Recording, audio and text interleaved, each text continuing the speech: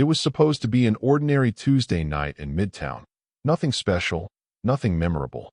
The Harborline Bistro expected anything unusual. The dinner rush had slowed to a quiet hum, soft conversations floating between tables, and the clatter of cutlery fading into the background. Emma Dolan pushed through the back door of the Harborline Bistro with her breath still unsteady from rushing. She was late, again, and she knew it. The kind of late that made your chest tighten before anyone even spoke. Edward duly glanced at the clock the moment she walked in. He didn't raise his voice, didn't make a scene. He simply handed her a notepad and said, "Table 9. They asked for fast service." Emma didn't think twice about it. She tied her apron, smoothed her hair, and headed straight to the dinner floor, unaware that table 9 wasn't just any table. It was William Coffey's. He sat alone, calm, deliberate, the kind of presence that didn't need attention to command it. Emma had never seen him before, but when she stepped into his line of sight, something in the room felt strange, quiet, subtle, unmistakable. She reached for her pen, ready to take his order. But before she spoke, her phone vibrated. A call she couldn't ignore, a name she couldn't let go to voicemail. She stepped aside and answered in a hushed voice. Slipping into Arabic without thinking, the language she used only when things were heavy. The moment she ended the call, she turned, and Coffey was watching her. Not with annoyance, not with curiosity, with recognition, like he understood something she wasn't even aware she'd revealed. Before we continue, welcome back to Heartfelt Stories. If you are hooked in and ready to enjoy this thrilling story, make sure to subscribe so you never miss our daily real-life inspired stories. And don't forget to drop a comment telling us where you're watching from. We love hearing from you. Emma tried to steady her breath. She had no idea what Coffey heard in those few Arabic words, and she had no reason to think it mattered. But from that moment on, the night she thought she ruined by being late was already becoming the night she would never forget. The moment Emma ends the call, the room seems to exhale, but only for a second. Edward duly watches from across the dining floor, trying to make sense of the tension he just felt ripple through the air. He's seen William Coffey in public only twice before, both times surrounded by an aura of silent authority, but he's never seen the man react to anyone the way he just reacted to Emma. Emma, meanwhile, slips her phone back into her apron and continues taking orders like nothing happened. She doesn't notice Coffey studying her with the kind of attention that makes even the waitstaff moving in the background slow down instinctively. She simply returns to her tasks, steady hands, calm face, unaware of the storm she has just stepped into. Coffey lifts his glass with a controlled, almost deliberate slowness. His eyes follow her across the room, not with desire, not with curiosity, but with recognition, as if the Arabic she spoke wasn't just familiar to him, as if it meant something. Edward tries to look away, but he can't. There's something unsettling in the way Coffey leans back in his chair, fingers tapping once against the table. Not loudly, not aggressively, just enough to signal a decision forming behind those unreadable eyes. Emma returns briefly to Coffey's table, pen ready. Before she can speak, he asks in a low voice, "Who was calling?" Emma offers a polite smile, the kind servers use to deflect personal questions. "Just family, sir." William Coffey nods once. Calm, cold, calculating. But the look he gives her after, it's not the look of a man who believes her. It's the look of someone who intends to find out more. Emma moves away again, shoulders relaxing as soon as she steps beyond Coffey's line of sight. She has no idea Edward is watching her with a growing sense of dread. A dread he can't explain, even to himself. Outside, the city wind pushes against the windows, rattling them softly, almost as if the night itself is warning her. Some moments fade, and some moments follow you home. She didn't know it yet, but there was no going back from that one phone call. The following day, dinner rush softens into a low hum as the host calls out from the front. "Emma? Private room. Table 9. She freezes for half a second. Not out of fear, just the natural hesitation of someone who's been running on fumes all shift. But when she turns and sees Edward duly pointing discreetly toward the hallway, the unease from earlier returns like a cold draft. Table 9 is where the high-profile clients go, the ones who don't want to be seen, and Emma already knows who's inside. As she approaches the door, the lighting shifts. Brighter in the corridor, dim inside the private suite, creating a moment where her reflection ghosts across the glass before she steps through. Inside sit 3 men in tailored suits. But only one commands the room without raising his voice. William Coffey. He doesn't look up right away. He lets her feel the weight of his presence first. That silent authority that makes the air slightly thicker. Emma steadies her breath, slips into her practiced server posture, and places the water carafe gently on the table. "Good evening, gentlemen. Can I start you off with?" Coffey finally raises his eyes to her. Not rude, not aggressive, just focused. Like he's listening not to her words, but to her heartbeat. "You're the young woman who answered the call yesterday," he states. Not a question, not an accusation. A simple fact he expects her to confirm. Emma swallows once, but keeps her voice steady. "Yes, sir. It was family." Coffey's jaw shifts slightly. A micro-reaction. Enough to show the name family means something to him. Or doesn't. The other 2 men glance between them, suddenly quiet. Emma places the menus down. Her hand brushes the tablecloth, revealing the faintest tremor she hopes no one saw. But Coffey sees everything. "You speak Arabic fluently," he says. Emma doesn't deny it. She simply nods. Grew up with it. Another fact. Nothing more. But in Coffey's world, nothing is nothing more. Edward duly passes by the doorway, pretending to check on condiments, but really just making sure Emma is okay. Even from the hall, he can sense the static between her and Coffey. A quiet, dangerous electricity he can't identify. Emma continues. "I'll give you a moment to look over the menu." She steps back. Professional. Calm. Collected. But the moment she turns her back, Coffey leans slightly toward his men and murmurs something low. Something Emma can't hear. But Edward catches the tone. Not anger. Not annoyance. Interest. The wrong kind of interest. As Emma exits the private room, the soft click of the door behind her sounds louder than any slam. She thought the night would move on, but men like Coffey didn't let things slide. Not when something, or someone, caught their attention. The hallway outside the private room feels colder as Emma Dolan steps out, her breath catching in a way she can't quite explain. She smooths her apron, steadies her breathing, and returns to the service station. But anyone watching closely can tell something shifted, and Edward duly notices it immediately. From across the dining floor, he tracks Emma's movements with quiet concern. He's managed restaurants long enough to recognize when a guest is taking an unusual interest in an employee, and William Coffey's focus wasn't casual. It was deliberate. Emma, unaware of the attention she's drawing, begins preparing the appetizers. Her hands are practiced, efficient, but she can't shake the weight of Coffey's questions. They weren't intrusive, but they were precise. Almost like he was matching her answers against something he already knew. As she lines up the plates, Edward approaches quietly. "You all right?" he asks, careful not to alarm her. Emma nods, but her eyes give away the truth. Something is unsettled inside her. Something she can't name. Behind them, the door to the private room opens briefly. A soft murmur, a shift of shadows, and then the door closes again. No raised voices. No tension. Just a subtle rhythm of discussion. Steady, measured, organized. The kind of discussion that tells Edward something important. Coffey is not just another client. He's someone who plans. Someone who notices. Someone who acts. Emma takes the tray, ready to re-enter the room. But just before she steps through the door, she pauses. An instinct, nothing more. A single quiet moment where her intuition brushes against something she can't articulate. Sometimes the smallest hesitation is the mind's way of marking a moment. Inside the private room, the atmosphere shifts as soon as she enters with the appetizers. Conversations quiet by a fraction. Postures adjust.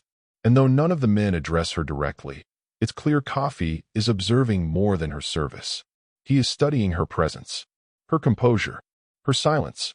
Emma places each plate carefully, maintaining professionalism. When she steps back, Coffey offers a polite nod, nothing more. But as she exits the room again, Edward watches the expression on Coffey's face. It isn't threatening. It isn't hostile. It's the look of someone matching a puzzle piece he didn't know he was missing. In a place where thousands of interactions are forgotten every day, this one was not going to fade. For the next several minutes, the restaurant moves in its normal rhythm. Customers finishing meals, staff clearing tables, doors opening and closing with predictable routine. But beneath that ordinary flow, something else has taken root. A quiet thread of tension that only two people feel: Edward Dooley and Emma Dolan. Emma stands at the register entering orders, trying to reset her focus. She's served difficult tables before: politicians, executives, people who think politeness is optional. But tonight's interaction wasn't difficult. It was intentional. Her thoughts keep circling back to Coffee's questions. They weren't personal, yet somehow too pointed to ignore. From the corner of the room, Edward watches the private suite door. He's not suspicious by nature, but years of managing staff has sharpened his instincts. And right now, every instinct tells him something is out of place. That feeling sharpens when the door opens again. One of Coffee's associates steps out, well-dressed, calm, carrying a small leather notebook. He approaches the hostess stand and politely requests a printed receipt for one item only: a bottle of mineral water. Nothing unusual, except they hadn't ordered one. The hostess hesitates, confused. Edward quietly steps in. "I'll handle it," he says, keeping his tone steady. He prints the receipt, hands it over, and the man thanks him with an unreadable smile before returning to the private room. In most restaurants, small inconsistencies disappear into the noise of the night. But when the wrong table requests the wrong detail, it can signal something far more intentional. Edward looks down at the printed slip. The timestamp, the seat number, the item they didn't ask for. It doesn't confirm anything. It doesn't incriminate anyone. But it tells him one important thing: Coffee's table is tracking something, or someone. And it started the moment Emma answered that call. Emma approaches him for a tray of refills and pauses when she sees the receipt in his hand. "Something wrong?" she asks gently. Edward shakes his head, offering a reassuring smile, but the kind that doesn't reach the eyes. "Nothing to worry about. Just keep doing what you're doing." Emma nods and returns to her tables, unaware that Edward's attention has narrowed to a single point: protecting his staff, even when the threat is subtle and unnamed. As the private room door closes again, the atmosphere shifts with it, almost like the click of a lock tightening into place. Some patterns are accidents, others are signals, and tonight, one signal had already been sent. The dinner service is nearing its final stretch when the shift inside the private room becomes unmistakable. The door opens again, this time not by one of the associates, but by William Coffee himself. He steps into the hallway with the calm certainty of someone accustomed to being obeyed without question. No raised voice, no disturbance, just presence, enough to make the closest staff members straighten unconsciously. Emma Dolan is at the far end of the room, wiping down a table when she senses the change, an instinctive awareness, like feeling a temperature drop without seeing the source. Edward Dooley reacts first, moving toward Coffee with the polite professionalism of a manager trying to keep the floor steady. "Sir, is there anything you need?" he asks.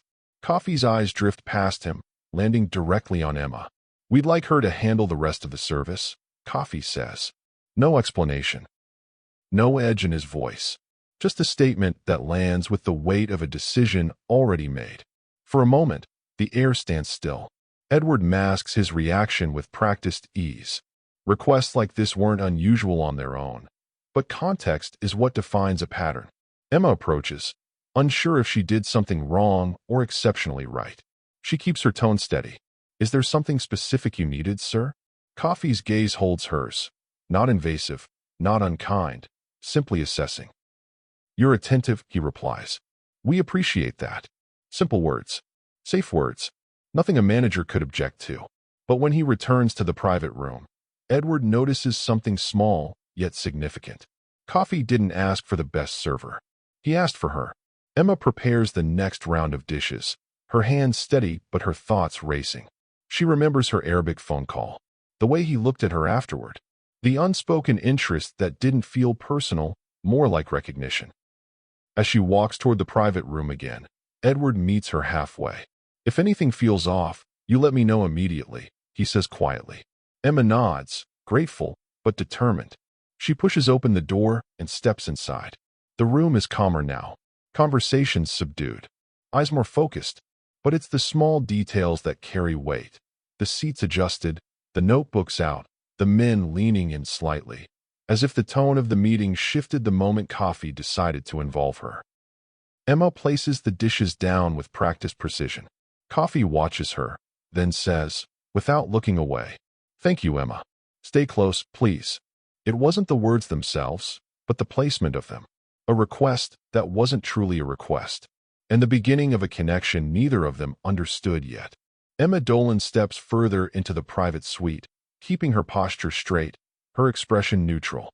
She's worked enough double shifts to know professionalism is her anchor. Especially tonight. The men at the table lower their voices slightly, not out of secrecy, but out of habit. Their tone is measured, structured, the kind used by people accustomed to discussing serious matters in controlled environments. Emma sets the final dish down in front of Coffee. He thanks her with a polite nod, then continues his conversation, never dismissing her, never asking her to leave, subtly signaling she's allowed to remain within earshot. Edward duly lingers just beyond the doorway, pretending to spot-check a stack of menus. But his eyes follow the room's micro-expressions, the quiet glances, the shifts in posture, the way attention redirects each time Emma moves. And then a detail emerges. One of the men, seated to Coffee's right, switches languages mid-sentence. Not casually, intentionally.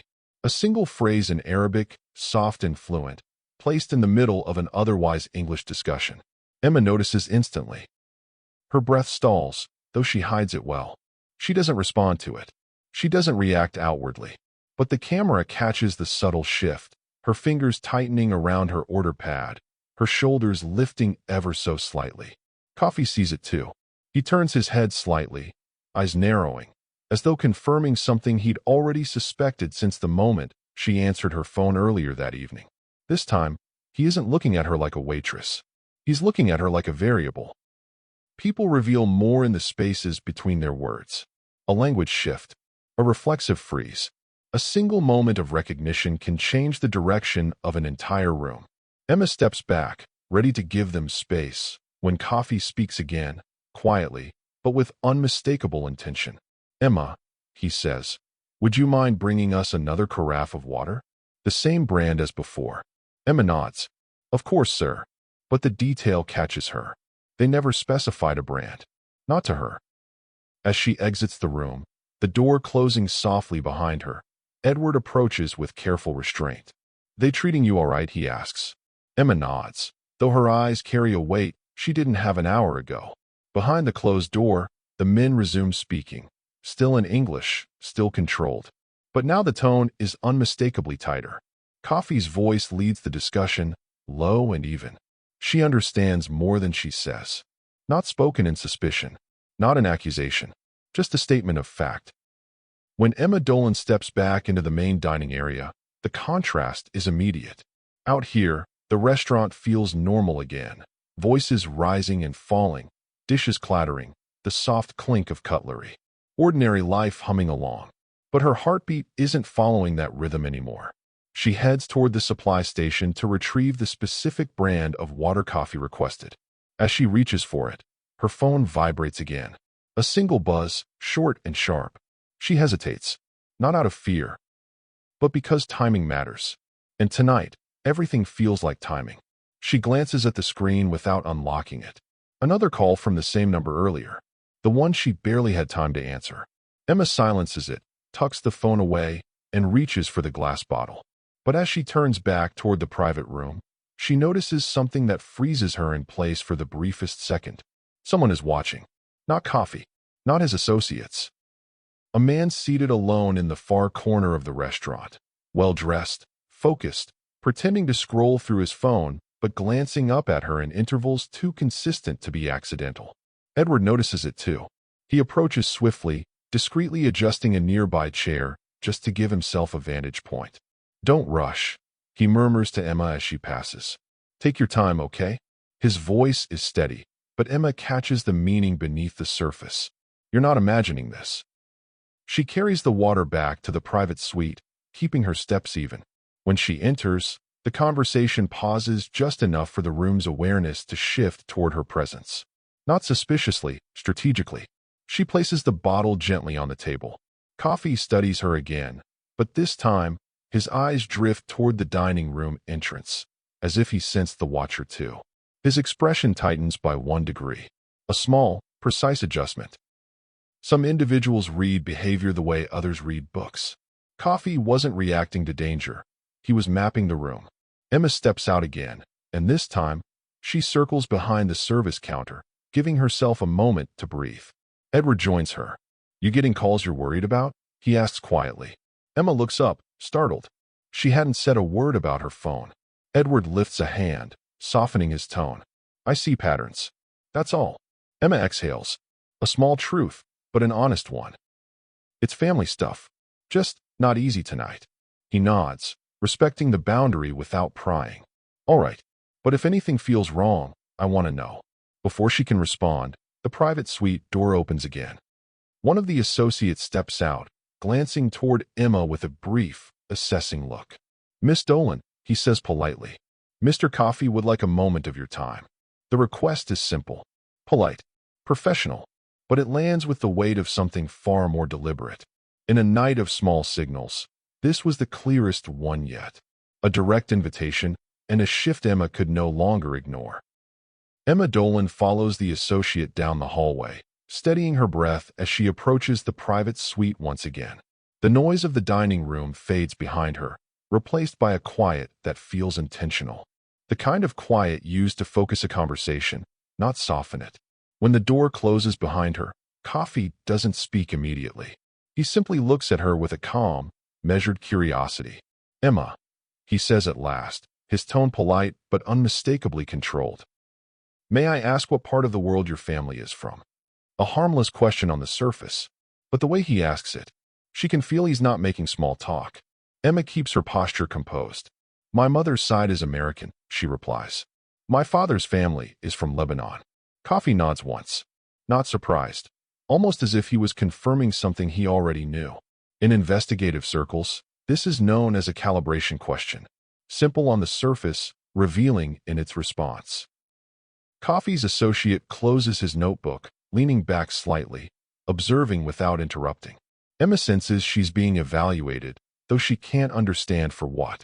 Coffee gestures gently toward the empty chair near the wall. "You can stand if you prefer," he says, respecting the boundary. "I just want to understand something you said earlier." Emma hesitates, just a flicker, before nodding. She remains standing. Coffee's eyes are steady. "You answered a call in Arabic. The dialect." He pauses, choosing his words carefully. "Wasn't one I hear often in this part of the city." Emma feels a subtle pressure in her chest. Not fear, just the realization that the details she considered ordinary weren't ordinary to him. "It was a family matter," she says, keeping her tone level. "My father prefers speaking in his language when he's stressed." Coffee studies her face, not invasively, not intrusively, but with the kind of attention that belongs to someone used to reading people for accuracy, not emotion. After a moment, he responds, "I respect that. Maintaining family roots is important." The words are sincere, safe, but underneath them lies the unmistakable sense that he learned something meaningful from her answer. Emma nods politely, waiting for dismissal. Instead, Coffee adds, "If anyone contacts you again tonight, and you need a moment to step away, you tell the staff. We will accommodate it." It's said gently, supportive, even, but the subtle underlying message is clear. He knows her family situation is active. He knows it matters, and he expects more developments. Emma thanks him, keeping her voice steady. As she turns to leave, Coffee's associate murmurs something low, not in Arabic this time, but in French. A short phrase, a quiet observation. Coffee responds with a single nod. They weren't discussing her. They were verifying her. Emma steps back into the hallway, closing the door quietly behind her. Edward is waiting only a few steps away. His eyes meet hers. "You okay?" he asks softly. Emma nods. But this time, the uncertainty in her expression is unmistakable. Some conversations end with answers. Others begin with them. And for Emma, this was only the beginning. Emma Dolan steps away from the private suite, pulling in a slow breath to steady herself. The conversation with Coffee wasn't threatening, but it wasn't casual either. It carried the unmistakable weight of someone who pays attention to details most people overlook. Edward duly remains near the service station, watching her with quiet concern. But before he can ask anything, something pulls Emma's gaze across the dining room.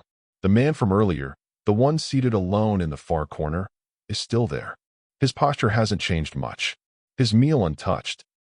His phone still in his hand, but his attention pointed in one very specific direction. Emma. She looks away quickly. Observation doesn't always declare itself. Sometimes it arrives in the form of stillness, an attention too steady to be accidental. Edward follows her line of sight. His expression tightens, subtly, but noticeably. He speaks low, keeping calm professionalism on the surface. That gentleman in the corner. Did he ask for anything? Emma shakes her head. He hasn't waved me down. Hasn't spoken to anyone. Edward nods slowly. That was his concern. Let me check on him, he says. But before he can take a step, the man in the corner makes a sudden, measured adjustment, picking up his phone, rising from his seat, and walking directly toward the exit. No rush. No attempt to hide. Just a quiet departure that seems timed with precision.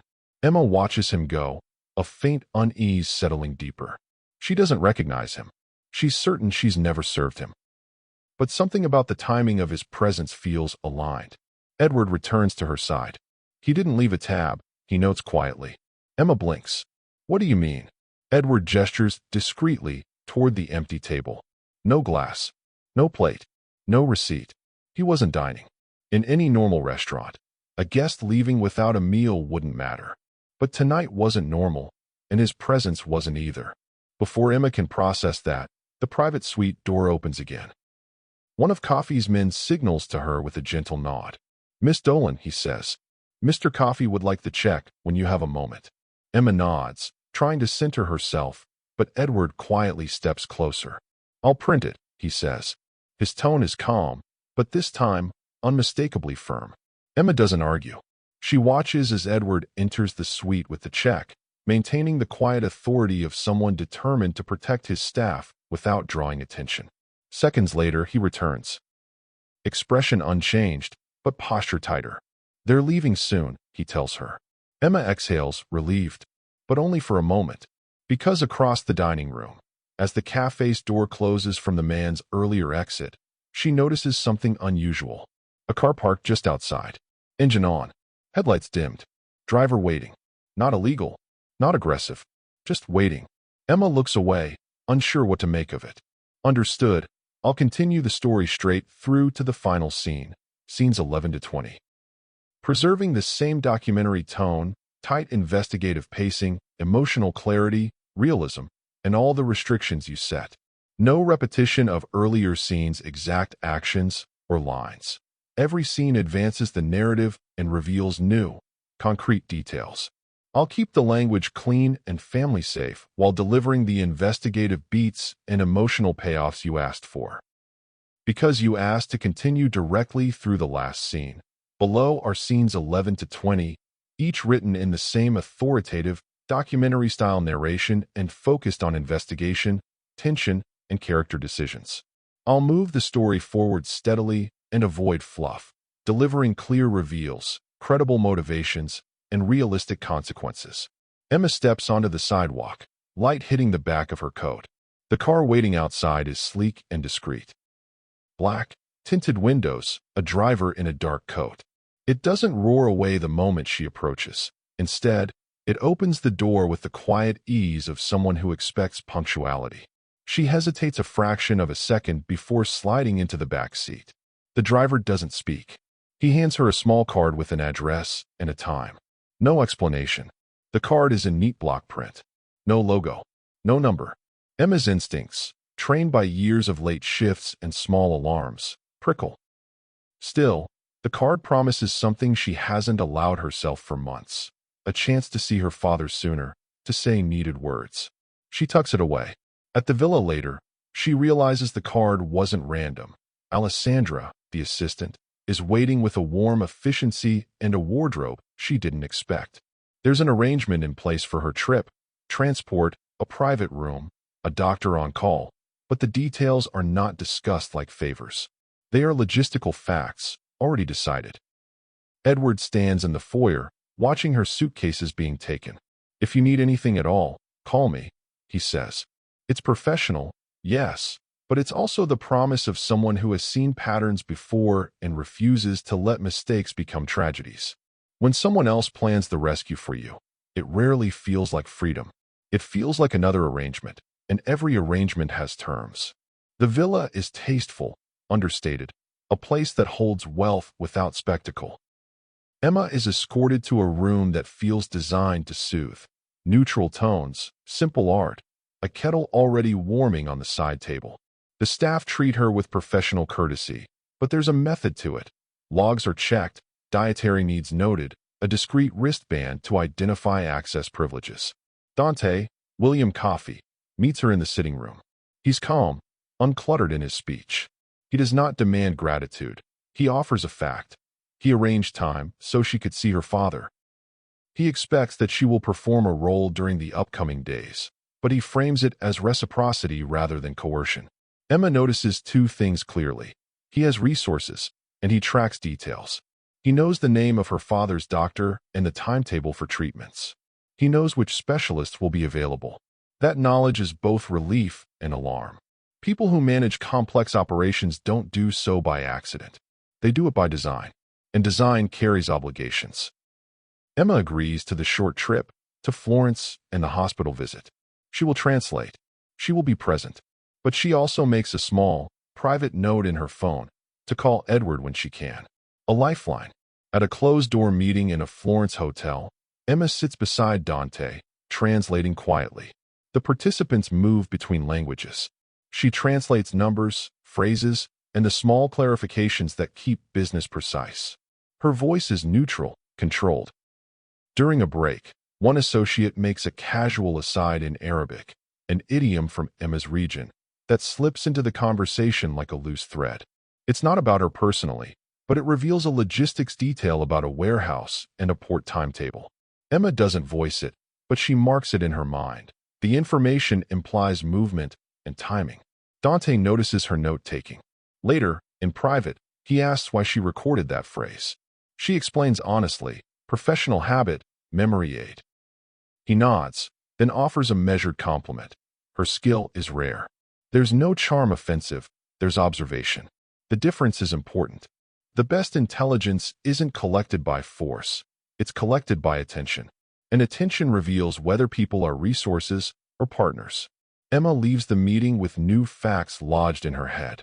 She senses that some of the business is legitimate, and some of it sits in a gray zone. Not melodrama, not criminal spectacle, but complex international trade that can create vulnerability. A member of the villa staff pulls Emma aside quietly. She is older, practiced, eyes lined from years of service. She speaks gently. Be careful around certain guests. They come here for more than meetings. The staff member is careful with words, but direct with meaning. She tells Emma about other women who stayed short times, always leaving changed. She frames it as a pattern, not a scandal. An observation about power dynamics. The way she says it is not to frighten, but to prepare. Emma listens, absorbing this as more than gossip. It's local knowledge, calibrated by years of watching behaviors repeat. It's also a prompt. She begins to plan. Small things. Where to keep her passport, which exits are least conspicuous, how to keep calls private. Emma thanks the woman. She steels herself. But the compassion in the woman's eyes hints at another truth. Kindness in these circles often comes from those who have seen the cost of silence. Back at a private viewing where decisions are finalized, discussion turns to shipping routes and warehouse manifests. Emma translates a technical exchange that includes a notation about a specific container number. The notation is mundane, weight, origin, destination, but in context it marks value. An associate mentions scrutiny from authorities in a European port. Dante responds with a pragmatic solution. Reroute, delay, engage alternate brokers. The exchange is urgent but professional. No threats, no violence. It's an operational problem solved by experience. Emma senses the pressure. The men are protecting assets that matter to them. She realizes she is now part of those assets, in the sense her presence enables communication. That realization is uncomfortable, but it is also factual. Emma records the container note mentally, not to exploit it, but because information is safety. Knowledge gives her options. She decides she'll call Edward when she can. That night, alone in her room, Emma thinks about home. Her father's voice, the small kitchen table, the bills stacked in a drawer. Dante's help bought her time, and that time came with conditions she hadn't agreed to explicitly. She has two clear options: accept the continuing role and the protection it appears to provide, with uncertainty about obligations, or push back and attempt to leave immediately, risking logjams with travel documents and tight logistics. She calls Edward. He answers, calm and direct. They speak in practical terms: flights, paperwork, safe routes. He offers to help coordinate locally and to contact mutual friends who might assist. He doesn't tell her what to do. He gives options. That clarity grounds her. Emma chooses to stay for now, to see her father, to gather facts, to test Dante's intentions. She decides on boundaries. No private dinners unaccompanied. Her passport in a locked bag. Daily check-ins with Edward. Choice is the first step toward agency. Even when freedom is constrained, deciding deliberately builds leverage. Over the next 2 days, Dante's behavior reveals complexity. He is attentive to Emma's father's medical needs, arranging specialists and comforting staff. He also remains clear-eyed about business matters. In quiet moments, he shares personal recollections about debts and family ties, explaining why he acted when he did. He frames his help as repayment for an old obligation tied to Emma's family name. Emma learns that her grandfather once aided Dante's family in a way that saved careers. That historical connection reframes Dante's interest. It is not purely opportunistic. It has roots. That context softens things slightly, but it does not remove the tension. At the same time, Emma witnesses the men plotting a restructuring of assets in response to the port scrutiny. Purely financial maneuvers that nevertheless could impact many lives. She documents details she'll later summarize to Edward, not as betrayal, but as situational awareness. People are rarely wholly one thing. Understanding motive doesn't erase consequence. It simply lets you plan. Authorities appear in the city the next morning, not dramatic raids, but legal inquiries and auditing teams visiting corporate addresses. Dante's team responds with swift legal and logistical work. Documentation, alternate invoicing, a controlled disclosure to minimize exposure. The drama is administrative rather than sensational. Hard work, long calls, rapid coordination. Emma watches the procedural choreography realize itself. She helps where she can, translating a technical memo, confirming a timeframe. Her role is concrete and useful. The exposure is real, but the danger is mitigated by preparation and professional response. By evening, the immediate pressure eases. The audits shift to other entities. Documentation stabilizes. Dante tells Emma quietly that they've contained the most urgent risks. He congratulates her on her composure. Emma sleeps that night with a complicated sense of relief. Things are steady, but the long-term implications remain uncertain. Emma's father stabilizes, thanks to the specialist's care. They share gentle moments, stories of youth, foods, and memories of home. He passes peacefully days later, with Emma at his bedside and Dante respectfully present in the room's periphery. There is no spectacle, only quiet finality. Edward, who managed coordination from afar, arrives in time for a brief, supportive word. After the burial, the dynamics shift. Emma and Dante speak candidly on the terrace. She asks what staying would mean long-term. He answers with a sober description of obligations and risks. There's an offer of partnership, with terms, and the recognition that any acceptance isn't escape, it's a choice of a different life. Emma takes time to decide. She recalls the staff member's warning, her own instincts, and Edward's steady counsel. In the end, she accepts a limited role, to work with Dante's communications team as a translator and cultural liaison.